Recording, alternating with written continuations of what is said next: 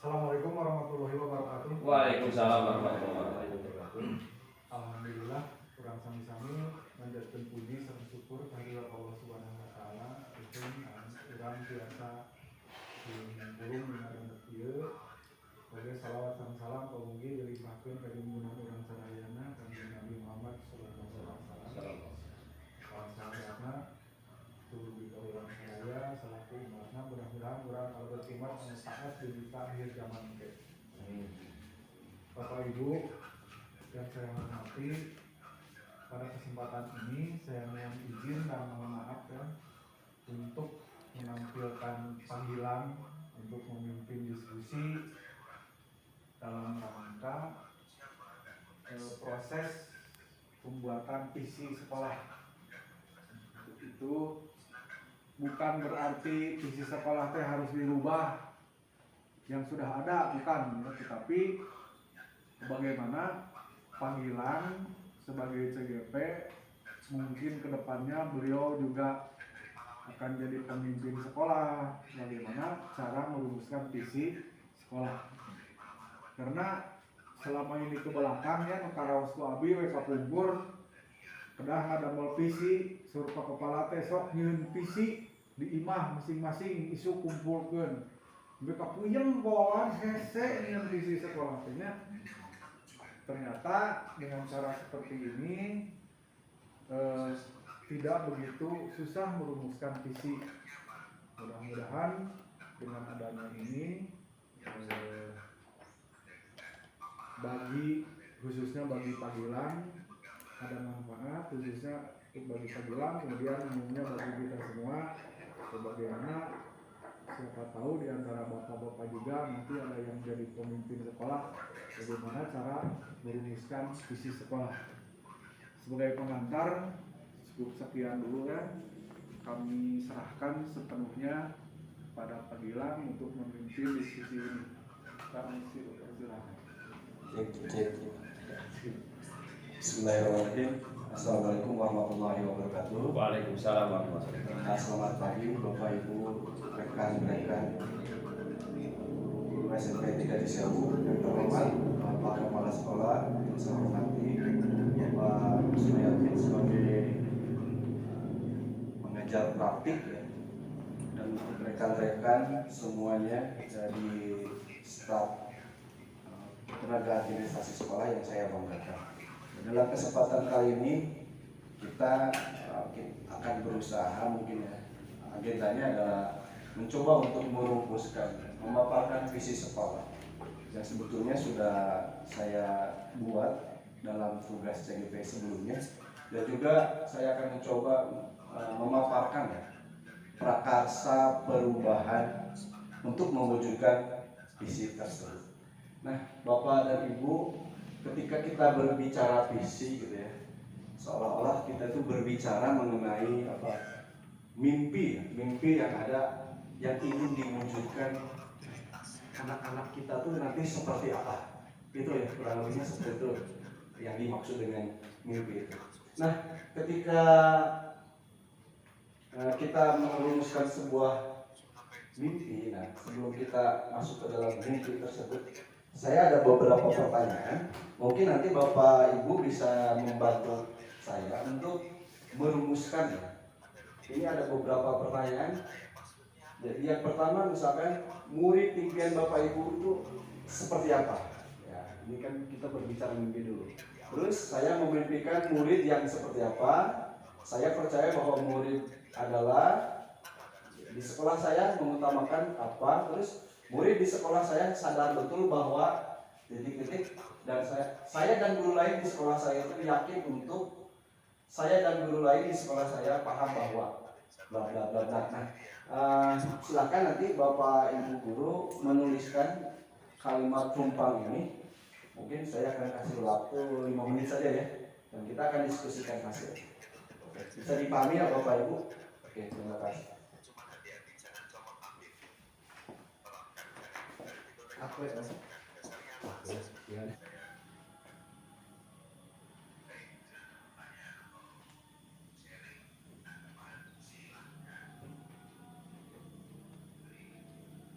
saya menjadikan murid yang seperti apa.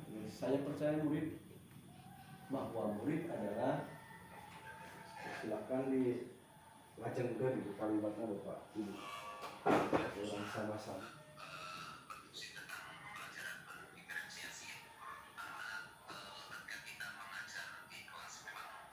Kawan Om, kata Bapak Ibu kan mengerjakan itu. Ibu, terima kasih.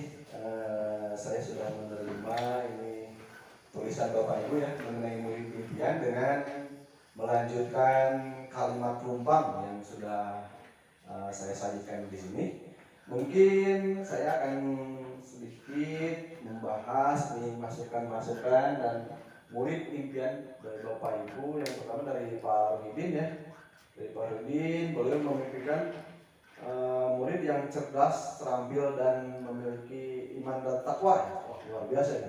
Selanjutnya, Pak Rudin juga saya yakinkan bahwa murid saya itu yang kreatif ya, disiplin. Oke. Terus poin selanjutnya, saya percaya bahwa murid itu adalah individu yang punya prestasi baik. Di sekolah saya mengutamakan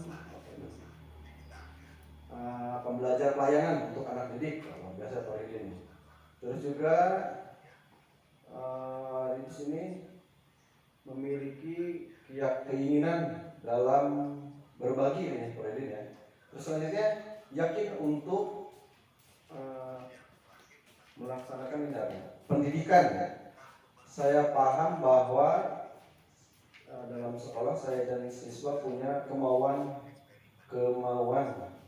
kekurangan dan kemauan itu Pak Rodin ya.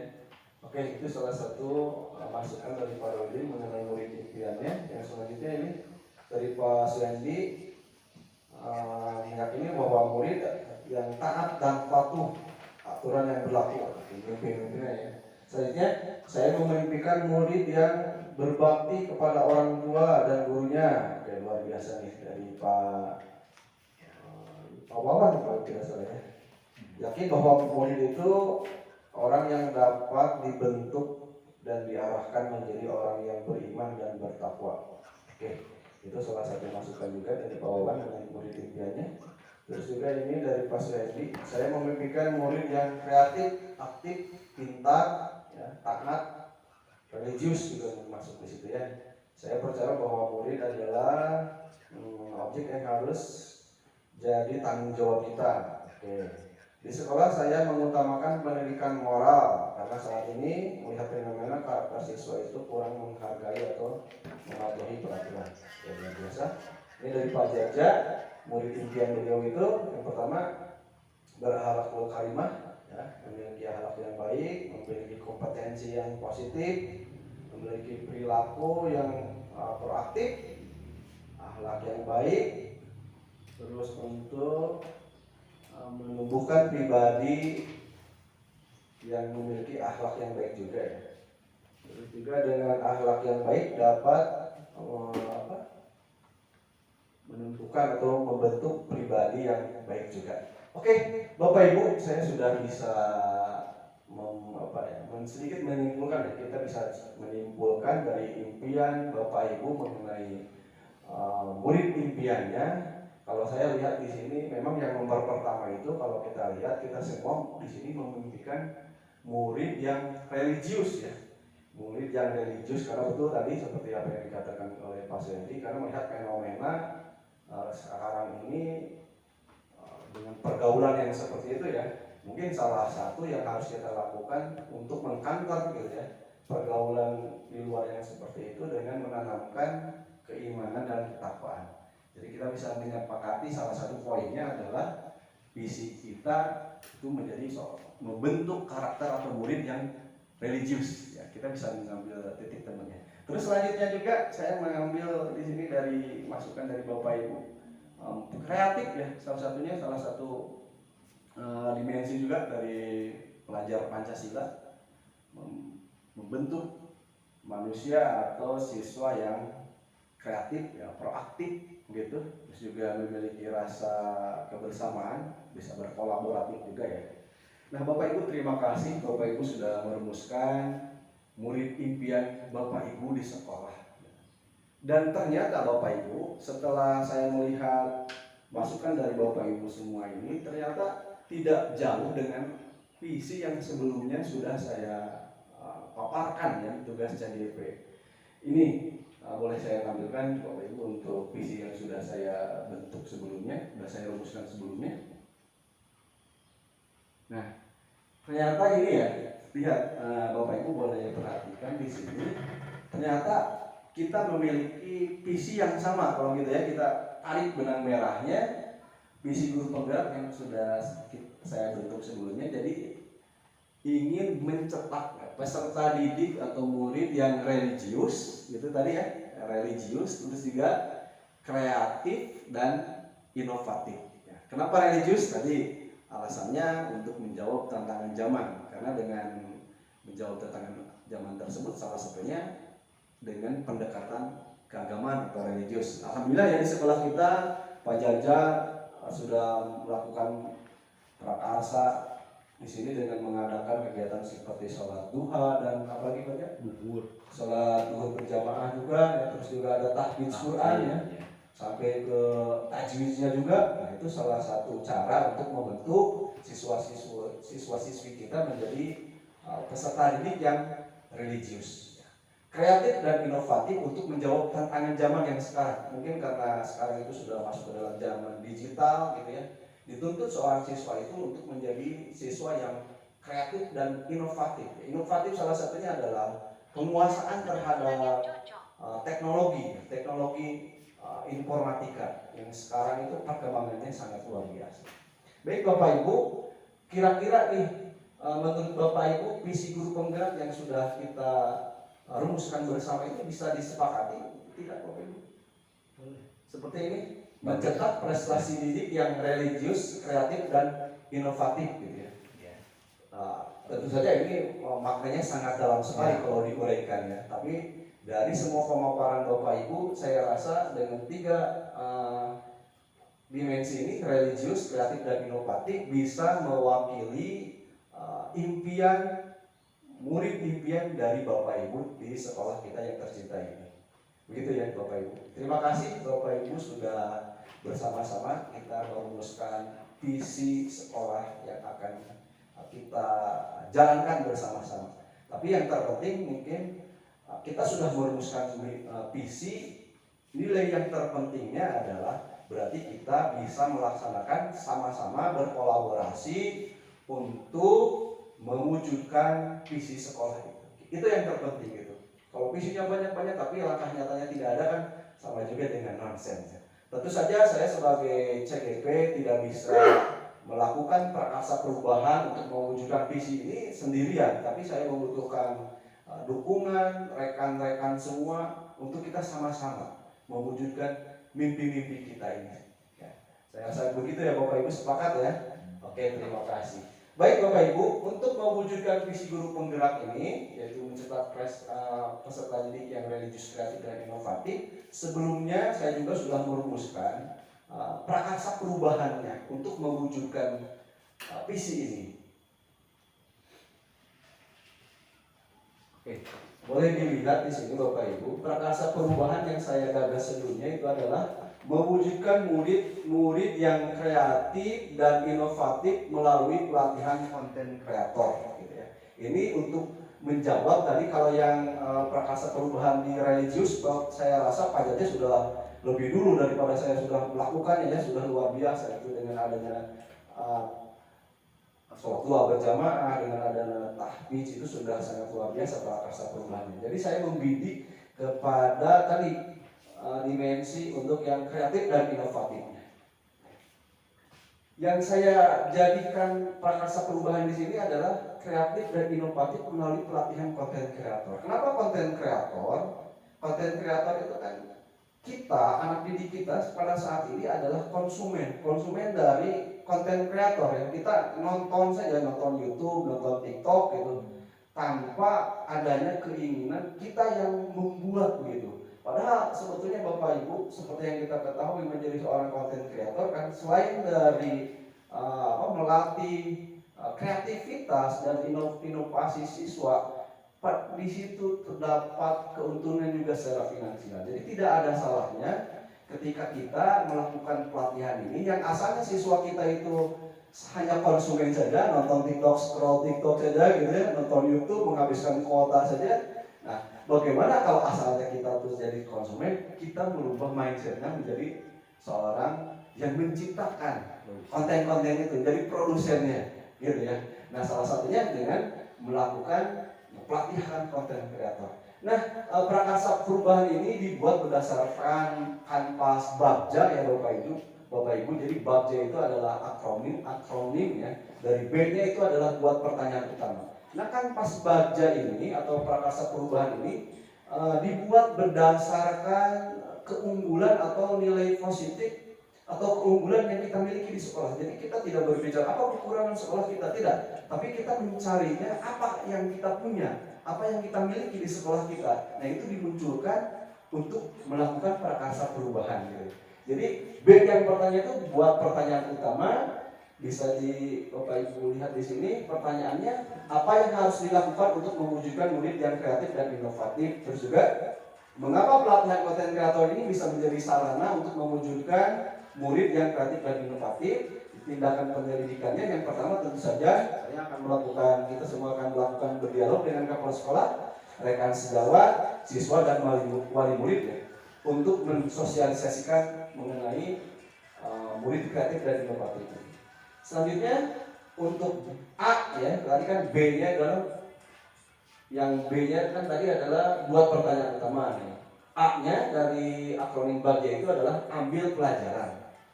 Langkah pertanyaannya, adakah guru atau warga sekolah lain yang berpengalaman dalam bidang konten kreator, khususnya YouTuber? Ketika ditanyakan pertanyaan ini, alhamdulillah ada Bapak Ibu di sekolah kita gitu ya. Terus juga konten jenis apa yang bisa dibuat oleh siswa? Nah, ini menjadi menarik sekali. Ketika berbicara pertanyaan nomor 1, adakah guru atau warga sekolah yang berpengalaman? Alhamdulillah Bapak Ibu. Bukan saya sombong, tapi memang kenyataannya pada saat sekali itu saya merupakan salah satu konten kreator di YouTube gitu. Dan alhamdulillah bahkan sudah monetize dan sudah menghasilkan begitu ya, walaupun mungkin keuntungannya tidak besar gitu. Jadi saya mencoba mengeksplor atau berbagi pengetahuan yang saya miliki mungkin dengan Bapak Ibu guru dan juga rekan dengan anak-anak didik kita gitu. Jadi kalau berbicara adakah guru, alhamdulillah ada. Terus juga misalkan dalam bidang editing juga ada Pak Puja yang bisa kita manfaatkan, kita bisa minta bantuan atas kemampuannya dalam bidang konten kreator. Nah, selanjutnya tindakan pendidikannya seperti apa? Jadi kita mencari informasi terkait guru siapa yang berpengalaman gitu ya. Dan alhamdulillah kita sudah menemukan orangnya. Terus kita selanjutnya bisa menggali informasi mengenai genre atau konten seperti apa yang menarik bagi siswa. Nah, sebetulnya ketika kita ingin menjadi seorang konten kreator, ibaratnya kita mau jualan Bapak Ibu, kita harus bisa menentukan pasarnya. Kita mau jualan apa? Kita lihat pasarnya dulu. Oh, ini segmentasinya seperti apa? Nah, kemudian kita harus membuat konten yang betul-betul bermanfaat bagi target pasar kita. Tentu saja kita sebagai pendidik memiliki tanggung jawab bagaimana cara membuat konten yang bagus itu. Yang pertama tentu saja harus memiliki nilai edukasinya. Itu yang terpenting. Karena mohon maaf, banyak sekali konten-konten kreator yang membuat hanya acuannya ingin menghasilkan uangnya saja, cuannya saja, tanpa memikirkan kontennya itu sendiri. Gitu ya. Yang penting menghasilkan saja, yang penting viral, yang penting viral, tapi tidak memiliki nilai edukasi. Gitu. Hanya hiburan saja. Ya, mohon maaf gitu ya, kalau kita nonton TikTok biasanya yang lakunya itu yang banyak penontonnya dia joget-joget saja gitu kan, yang nyanyi-nyanyi seperti itu. Nah, kalau kita sebagai pendidik, nah, janganlah gitu yang joget-joget gitu. Kita cari konten-konten, kita buat konten-konten, kita arahkan anak-anak didik kita membuat konten-konten atau genre konten yang memang memiliki nilai edukasinya. Misalkan contohnya Bapak Ibu guru bisa nggak membuat konten yang berhubungan dengan mata pelajaran? Bisa Bapak Ibu. Misalkan Pak Jaja, saya ingin membuat konten tentang pembelajaran matematika. Nanti yang mengaksesnya kan anak-anak didik kita tidak hanya di lingkungan SMP 3 JC, tapi dari seluruh Indonesia bisa melihat konten kreator, kontennya dari Pak Jaja. Secara finansial kan nanti bisa menghasilkan juga gitu kan, untuk dirinya sendiri dan juga untuk komunitas belajar kita. Itu Bapak Ibu. Selanjutnya mengenai akronim yang selanjutnya adalah gali mimpi. Ya, gali mimpi itu apa dampak positif dari pelatihan konten kreator bagi siswa, selanjutnya bagaimana perasaan setelah berhasil membuat konten atau karya dan kemudian mengunggahnya ke YouTube ya. Nah, tindakan penyelidikannya dengan menggali informasi mengenai respon murid yang mengikuti pelatihan ini. Saya sudah menerapkan ini, kebetulan saya kan pembina juga di English Club. Saya sudah coba terapkan pelatihan konten ini dan ternyata siswa itu sangat tertarik gitu ya. Sangat tertarik. Yang asalnya, Pak, bagaimana cara membuat video ini, cara membuat video sinematik seperti apa? Ketika saya belajar dengan mereka, kita ajarkan pengetahuan yang saya miliki, mereka sangat antusias sekali.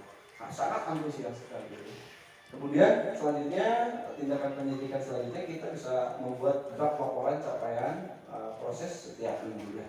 Dan salah satunya mungkin berapa proses yang dilakukan yang diperlukan untuk siswa bisa menghasilkan sebuah konten yang bermanfaat. Itu relatif waktunya ya Bapak Ibu. Kita tidak bisa membuat pelatihan kemudian menghasilkannya dalam hitungan minggu, tapi memang membutuhkan waktu yang cukup lama supaya matang gitu ya. Kita rencanakan bagaimana cara membuat sinematografi yang kemudian sampai editingnya. Jadi yang pertama kita tentukan itu adalah genre-nya sendiri. Kita mau ngambil tema apa gitu. Kita lanjutkan Bapak Ibu supaya lebih cepat. Nah, ini. Untuk akronim selanjutnya A dari Kanvas Baja itu adalah atur eksekusi. Pertanyaannya, siapa saja yang terlibat dalam program pelatihan konten kreator bagi murid ini? Terus apa saja peran yang dibutuhkan untuk mewujudkan program ini dan siapa yang akan mengisi peran tersebut? Jadi untuk tindakan penyelidikannya saya akan berkoordinasi dengan kepala sekolah untuk membentuk kepanitiaan tim pelatihan konten kreator, terus juga menyusun rencana program kerja kegiatan, deskripsi kegiatan yang akan dilakukan termasuk deskripsi tugas dan peran dari semua yang terlibat. Nah, nanti kita pasti akan terlibat ya. Saya akan melibatkan, kita akan libatkan semua Bapak Ibu guru, jadi tidak ada seorang pun yang tidak terlibat, tapi semua akan dilibatkan. Nah, saya ingin pelatihan konten kreator ini kan tadi untuk murid ya, tapi kenyataannya tidak hanya untuk murid, tapi juga untuk kita semua warga sekolah. Jadi tidak hanya murid, kalau yang cakap jadi seorang konten kreator kan tidak ada ruginya kalau Bapak Ibu juga bisa menjadi seorang konten kreator. Mungkin itu Bapak Ibu yang bisa saya sampaikan untuk visi sekolah yang sudah kita bentuk bersama-sama, kemudian juga prakarsa perubahan yang sudah saya utarakan barusan. Mudah-mudahan apa yang kita lakukan hari ini bisa bermanfaat, bisa memajukan sekolah kita dalam kedepannya, supaya sekolah kita menjadi sekolah tadi ya, yang religius, kreatif, dan inovatif. Terima kasih Pak Gilang. Saya menambahkan sedikit, apakah visi yang dibuat Pak Gilang tadi dengan visi yang sekarang digunakan itu ada kaitan tidak ada? Untuk visi Bapak ada kaitan yang pertama itu yang menciptakan siswa yang religius, jadi masih relevan dengan visi sebelumnya yang dibentuk mungkin sudah lama sih. Bunyinya seperti apa tuh ya? Bunyi visi sekolah supaya tingkat Sewu adalah membentuk siswa yang intak dan berprestasi. Jadi ada keterkaitan. Harus ada keterkaitan antara intaknya.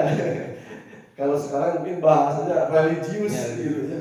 Religius sebagai bentuk dari dimensi Keterkaitan sudah bagus Pak, ada keterkaitan. Mungkin Tapi itu nanti ya jika misalnya visi yang kita buat ini sekarang kurang mewakili, boleh Pak Jaja ya nanti jumlah katanya maksimal 13. Iya. Dan kita baru 3 ya. ya. Tapi dengan naon Pak Bingke udah ngajabarkeun dina misi visi kan ada misi ke bawahnya, terus Misinya, Pak. tujuan, Iya tuh. terus setelah tujuan teh rencana kerjanya. Iya, itu, Pak. Sama seperti tadi sudah dirumuskan Pak Gilang, rencana kerjanya ngambil dari satu yang inovatif. Kita susun seperti ini. Nah, kemudian kaitannya dengan pembelajaran kita kan ada yang sering diperdebatkan itu tentang di kurikulum Merdeka itu ada produk dari Ya betul Pak. produk non sebenarnya Produk dari P5. Nah, produk dari P5 itu jangan kita terlalu berfokus bahwa produk itu benda. Jadi produk itu bisa berupa sikap, Ya. bisa berupa keterampilan. Betul. Misalnya Produk Pak Jaja kan ada apa tadi? keagamaan. Keagamaan. Ya, Kan religius. produk dari keagamaan itu teu kudu ngaguruntul barang, tapi budak pinter gitu masalah. Itu bukti hasilnya. Hasil ada. Juara 1 2 3 kafir. Ya, Produk berarti. produk, ya betul gitu Pak. Ayo kamari masa produknya paribasa aja orang teh. Tanya Pak dulu Pak. Sampah gitu. Malah di SD mana saya tanya, Bu, apakah yakin cangkang kopi di sekolah ini mampu membuat taplak meja? Ternyata Pak di bumi itu yang jadi masalah. Bukan penyelesaian sampah gitu, berarti di sekolah teh nambahan sampah. Apalagi produknya teh teu kapake, dipiceun deui kalah jadi loba sampah gitu nya. Makanya kita ubah ya Bu, gitu nya anu kitu teh. Lah gantilah ku keterampilan, ku naon oh biasa gitu Pak. Iya, biasa bisi aya anu nanyakeun ku di pegawai bejakeun ceuk abinya gitu. Nah, jadi seperti itu. Ya terima kasih Pak Gita. Ya, terima kasih Bapak Ketua RT sebagai pengajar praktik sudah memberikan masukan mengenai visi sekolah yang sudah kita rumuskan bersama-sama. Ada lagi Bapak Ibu, mungkin Pak Jaja mau merefleksikan? Oke, ya. Pak Jaja silakan. Bismillahirrahmanirrahim. Assalamualaikum warahmatullahi wabarakatuh. Terima kasih atas waktunya yang disampaikan. Begini ya, sebagaimana paparan dari CGP barusan tentang merumuskan visi. Pertama yang dirumuskan oleh CGP yaitu oleh Bapak Gilang Muharram, bahwa visi yang dibuat oleh beliau itu bagus, sudah ada keterkaitan dengan visi yang sudah dipakai di SMP Negeri 3 Sewu. Bahkan kalau yang dulu di sana ada imtaknya, di sini terkaitnya dengan religiusnya, itu bagus. Nah di visi yang sebelumnya imtaknya itu adalah sebagai salah satu modal dasar, Pak. Modal dasar untuk membentuk siswa dan siswi di sekolah ini menjadi siswa yang berakhlakul karimah, itu tujuannya. Ya. Nah tadi oleh Pak Gilang sendiri dari seorang guru CGP di sini bahwa ditambah dengan kreatif dan inovatif. Nah kalau saya lihat tadi dan saya simak dari penjelasannya, dari kreatif dan inovatif tersebut adalah sangat bagus sekali. Karena sekarang itu memang terkait dengan kurikulum Merdeka dan P5 ya, antara kreatif dan inovatif itu bisa dibuktikan baik dalam pembelajaran sehari-hari maupun di luar pembelajaran. Maksudnya dari kreatif dan inovasi tersebut bisa menghasilkan produk yang dimiliki oleh siswa.